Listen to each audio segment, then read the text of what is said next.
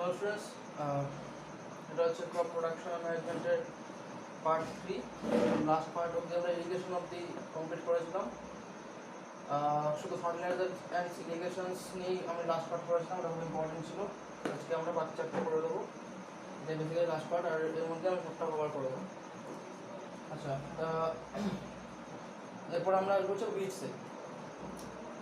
তো উইডস কিছুই না, উইডস হচ্ছে আমাদের যে ক্রপসগুলো হয়, ক্রপসগুলো যখন গ্রোন হয় তখন কিছু পেস্টস, মানে পেস্ট বলতে মানে দাঁত মাজার পেস্ট নয়, পেস্ট কন্ট্রোল বলা হয়। তো পেস্ট মানে ইঁদুর বা যে কোনো যারা আর কি গ্রেনসগুলোর ক্ষতি করে, হ্যাঁ, যে গ্রেনস বা যে ক্রপসগুলো সেই ক্রপসগুলো খেয়ে ফেলে বা সেগুলোকে ক্ষতি করে, সেগুলো পোকা হতে পারে, ইঁদুর, বড় বড় প্রাণীও হতে পারে। তো সেগুলোই বেসিক্যালি সেগুলো সব কিছু নিয়ে আমাদের উইডস হয়, ঠিক আছে। তো in a field many other undesirable plants may grow naturally along with this crop. These undesirable plants are called weeds. Basically এখানে প্ল্যান্টস বলা হয়েছে, প্ল্যান্টসও হয় কারণ যেমন গ্রাস, ঘাস, ক্রপসের মাঝে মাঝে আমাদের অনেক কিছু জায়গা জুড়ে গ্রাস হয়, ঠিক আছে। এই গ্রাস কী করে, এরা এই মাটির নিউট্রিয়েন্টস, এরাও তো নিউট্রিয়েন্টসগুলো নেয় মাটি থেকে। তো এই মাটির নিউট্রিয়েন্টসগুলো এরা তো আনডিজারেবল সাবস্টেন্স, এগুলো যদি আমাদের কোনো কাজ হয় না, তো এগুলো মানে ওই মাটির নিউট্রিয়েন্টস কিছুটা অ্যাবজর্ব করে নেয়। তো এগুলো হচ্ছে, এগুলি উইডস বলে, আনডিজারেবল সাবস্টেন্স। এগুলো হচ্ছে ক্রপ তৈরি করতে বা ক্রপ মিট করতে এগুলো অনেক প্রবলেমস ক্রিয়েট করে, ঠিক আছে। এছাড়া অনেক পেস্ট আছে, ওগুলো বেসিক্যালি পেস্ট যেগুলো আমি বললাম, যে পিএসটি পেস্ট, যেগুলো ইঁদুর বা এই যাবতীয় বা পোকা, ঠিক আছে, যেগুলো ক্রপসের ক্ষতি করে। আর এই সমস্ত প্ল্যান্টসগুলো যেগুলো আগাছা টাইপের, যেগুলো জন্মায় যে ক্রপসের মাঝখানে, মানে ল্যান্ডের মধ্যে ঘাস, সেগুলো আনডিজারেবল সাবস্টেন্স, সেগুলো ক্ষতি করে, সেগুলো হচ্ছে বেসিক্যালি উইডস, ঠিক আছে। The removal of weeds is called weeding. এই উইডসগুলোকে রিমুভ করতে হয়, এই প্রসেসটা হচ্ছে উইডিং বলা হয়। Weeding is necessary since weeds compete with the crop plants for water, nutrients, space and light. Thus they affect the growth of the crop. Some weeds interfere even in harvesting and may be poisonous for animals and human beings. Farmers adopt many ways to remove weeds, and basically last প্যারাতে যেটা এইমাত্র বললাম, সেটা যে এই উইডসগুলো ক্রপের সাথে compete করে। ক্রপসেরও তো light, space, nutrients এগুলো লাগে, সেগুলোর মধ্যে থেকে এই উইডসগুলো কিছুটা নিয়ে নেয়, এই প্ল্যান্টসগুলো ওখান থেকে নিয়ে নেয়, যার ফলে ক্রপসগুলো ঠিকভাবে গ্রো হতে পারে না, উইক ক্রপস তৈরি হয়। তো এগুলোকে রিমুভ করা দরকার করে, সেটাকেই বলা হয়েছে উইডিং। তো farmers adopt many ways to remove weeds and control their growth. Tilling before sowing the crops helps in uprooting and killing of weeds, which may then dry up and get mixed with the soil. The best time for the removal of weeds is before they produce flowers and seeds. The manual removal includes physical removal of weeds by uprooting or cutting them close to the ground from time to time. This is done with the help of khurpi. তো খুরপি basically একটা machine, একটা জিনিস যেটা দিয়ে আমরা এই weeding প্রসেসটা কমপ্লিট করা হয়। আর বেসিক্যালি এটা করা হয় কখন, যখন আমরা ক্রপ শো করবো, মানে যখন আমরা এই প্রসেসের সময়, প্রিপারেশন অফ দ্য সয়েল, যখন আমরা ওই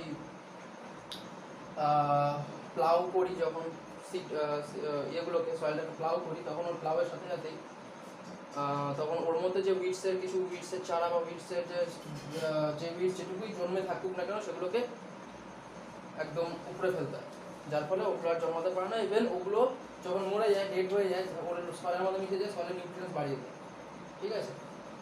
তো এগুলো বেসিক্যালি করা দরকার তখনই যখন যখন ওই উইডসগুলোর তো ওদেরও তো সিডস হয়, ওদেরও তো ফ্লাওয়ার্স হয়, হ্যাঁ, ওদের সিডস হওয়ার আগে, ওদের ফ্লাওয়ার্স হওয়ার আগে এটা করতে হয়। নাহলে পরে কি, সিডস হয়ে গেলে তো আরও চারপাশ আরও উইডস হয়ে যাবে, তার আগে এটা করা দরকার, ঠিক আছে। ওই জন্য সবথেকে ইম্পর্টেন্ট ভালো টাইম হচ্ছে প্রিপারেশন অফ সয়েল। সয়েলের প্রিপারেশন যখন করা হয়, প্লাউয়ের সাহায্যে সয়েলটাকে যখন ফার্টিলাইজ করা হয় বা যখন উর্বর করা হয়, প্লাউ করা হয়, সেই সময় উইডসগুলোকেও তুলে নেওয়া হয়, ঠিক আছে।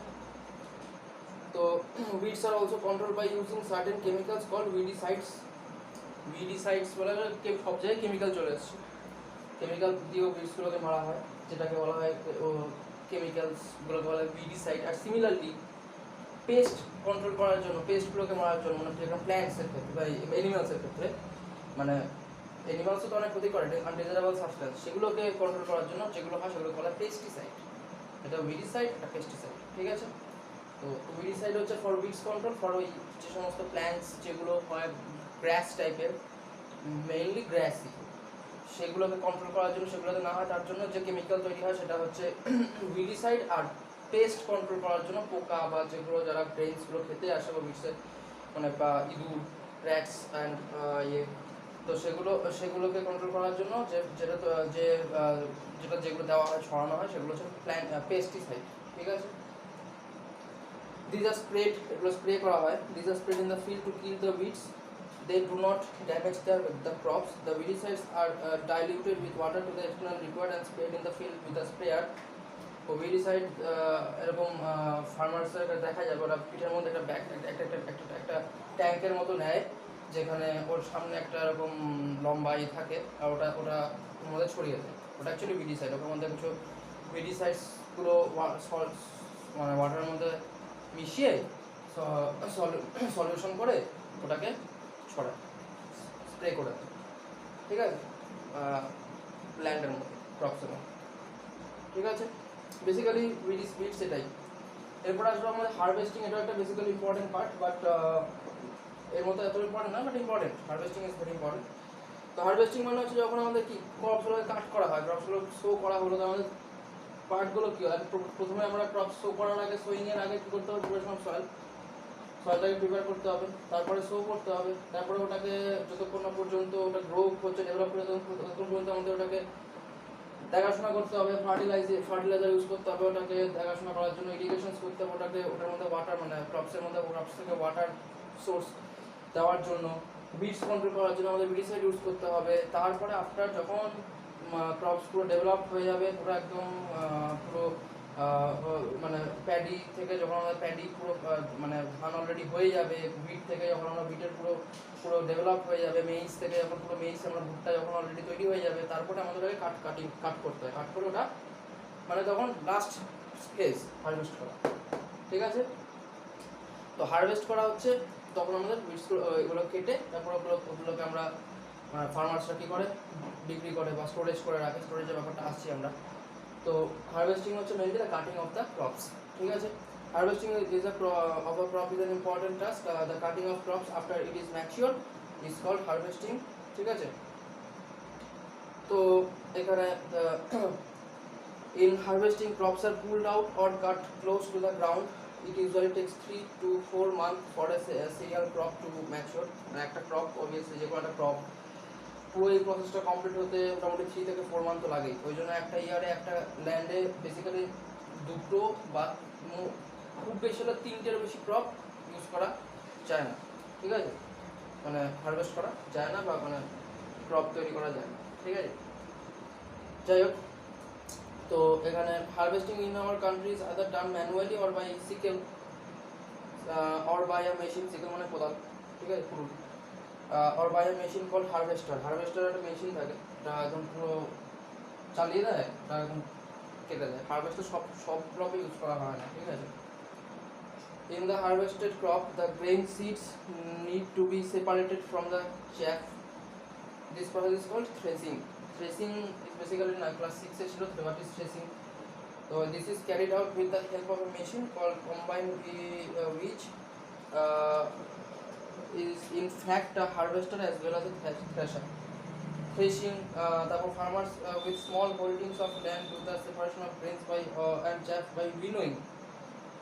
You have already started in this class 6 বললাম। Winnowing, actually winnowing is nothing, threshing and winnowing is nothing, but this is the main separation of crops, মানে প্যাডি থেকে যে আমরা প্যাডি যে মেইনলি আমাদের যে রাইসটাকে আলাদা করার জন্য, ঠিক আছে, বা ইয়ে থেকে বিটের যে প্ল্যান্টটা হয়, প্ল্যান্ট থেকে মেইনলি বিট ভাঙানোর জন্য বা বিটটাকে বের করার জন্য আমাদের থ্রেসিং অথবা উইনোয়িং করা হয়। উইনোয়িং মানে হচ্ছে ওটাকে হাওয়া দেওয়া, মানে উইনোয়িং মিনস একটা কোনো প্ল্যান্ট থেকে যখন আমরা ফু দিই তখন মানে ওর মধ্যে থেকে শুধুমাত্র সিডসগুলো থেকে যায়, মানে ওটাই বেসিক্যালি সিডস, এই রাইসগুলো এগুলো সিডস, কিন্তু ওগুলোই আমরা খাই থেকে যায়। আর এছাড়া আদার্স যে ওর সাথে যে সমস্ত প্ল্যান্টসের আদার্স যে পার্টসগুলো থাকে, ঠিক আছে, সেগুলো রিমুভ আউট হয়ে যায়। তো আমরা উইনোয়িং মিনস ওখানে একটা কোনো ফ্যান বা জাতীয় কোনো একটা জিনিস চালিয়ে দেওয়া হয় যার ফলে এটা উইনোয়িং প্রসেসটা হয়। আর থ্রেসিং মিনস হচ্ছে ওটা একটা মেশিনস থাকে, মেশিনের মধ্যে এরকম ঘোরানো হয়, যার ফলে অটোমেটিক্যালি ওই যেটাকে বলা হয় ধান ঝাড়া আর কি, ধান ওই মেশিন ইউজ করে ধানের ক্ষেত্রে এটা করা হয়। আচ্ছা, এটা ওটা ইম্পর্টেন্ট নয়, থ্রেসিং অ্যান্ড উইনোয়িং, এটা অলরেডি আগের ক্লাসে পড়েছো, what is threshing and what is winnowing. তো হারভেস্টিং আমরা বললাম, তাহলে এটা বেসিক্যালি টোটাল ক্রপসের একটা ক্রপস সয়েল থেকে শুরু করে মানে একটা ক্রপস মানে ক্রপস লাগানো থেকে সই করা থেকে শুরু করে হারভেস্ট করার মাঝখানে পুরো প্রসেস আছে। এবার ক্রপসগুলো হারভেস্ট করার পর তারপর ক্রপসগুলোকে কী করে ওপেন তো রাখা যাবে না, ওগুলোকে স্টোর করে রাখতে হবে, নাহলে তো আবার সেই পেস্ট আসবে, বাকি মানে আনডিজায়ারেবল বিভিন্ন অ্যানিমালসগুলো এসে ক্রপসগুলোর ক্ষতি করতে পারে। তো তার জন্য আমাদের স্টোরেজ করতে হয়, স্টোরেজ রাখে, ঠিক আছে, বিভিন্ন স্টোরেজ থাকে, বিভিন্ন প্ল্যান্টসের স্টোরেজ থাকে, ঠিক আছে। যেমন যেমন আলুর ক্ষেত্রে মানে পটেটোজের ক্ষেত্রে বড় বড় কোল্ড স্টোরেজ থাকে, তো মানে পটেটোজ আবার অনেক দিন রাখা যায়, কিন্তু কোল্ড স্টোরেজ বড় বড় কোল্ড স্টোরেজগুলোতে ঠান্ডার মধ্যে পটেটোজ রাখে, আর ওগুলো আস্তে আস্তে করে আমাদের মার্কেটে ছাড়ে। পেঁয়াজ বা ধরো অনিয়ন্সের ক্ষেত্রে ওগুলো ফার্মার্সের বাড়ির ওপরে মাচা করে আর কি, মানে ইয়েতে আর কি কী বলে ওই ছাদের মধ্যে ওখানে মাচা করে, মানে বাঁশ দিয়ে মানে বাম্বু দিয়ে ওখানে মাচা করে ওর উপরে পেঁয়াজ রাখে, পেঁয়াজ অনেকদিন থাকে। এছাড়া আরও বিভিন্ন রকম পালসেস গ্রেইনস বিভিন্ন রকম ক্রপসগুলোকে কী হয় স্টোর করে রাখা হয়, এটাই বেসিক্যালি স্টোরেজ। এগুলো মানে অ্যাকচুয়ালি পেস্ট থেকে এদেরকে বাঁচানোর জন্য এগুলোকে স্টোর করে রাখা হয় আলাদাভাবে, তারপরে এগুলোকে মার্কেটে বিক্রি করা হয়।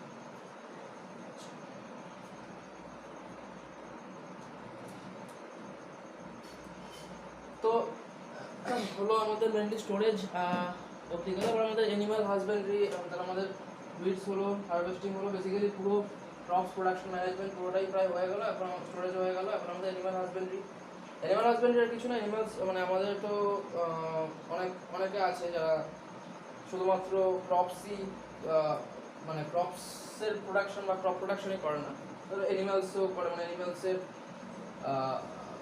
যেমন বুলক্স ক্যাটেলস যেগুলো হয় সেগুলো প্রোডাকশন করা হয় অ্যানিমাল হাজবেন্ডারি। আমাদের ফিশও আছে, ঠিক আছে, এগুলো আলাদা আলাদা পার্ট, ফিশারিজ, ঠিক আছে। আপনার কমপ্লিট আছে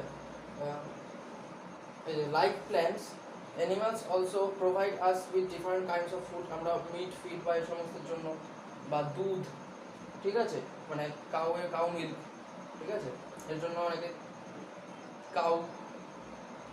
কেউ ওরা মানে এ করে কাউ পোষে গ্রামের দিকে, এবং ওখানে কাউয়ের যে মিল্কগুলো হয় সেই মিল্কগুলো প্রত্যেক দিন মিল্কগুলো যারা গোয়ালা থাকে তারা নিয়ে ওগুলো থেকে বিভিন্ন মিল্ক প্রোডাক্টসগুলো তৈরি করে, সেগুলো মার্কেটে আমরা খাই।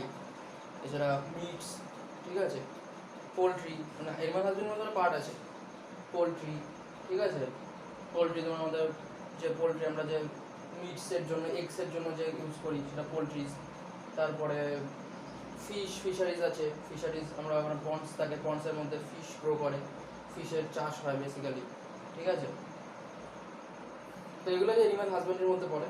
So many peoples living in their coastal areas consume fish as a major part of their diet. In the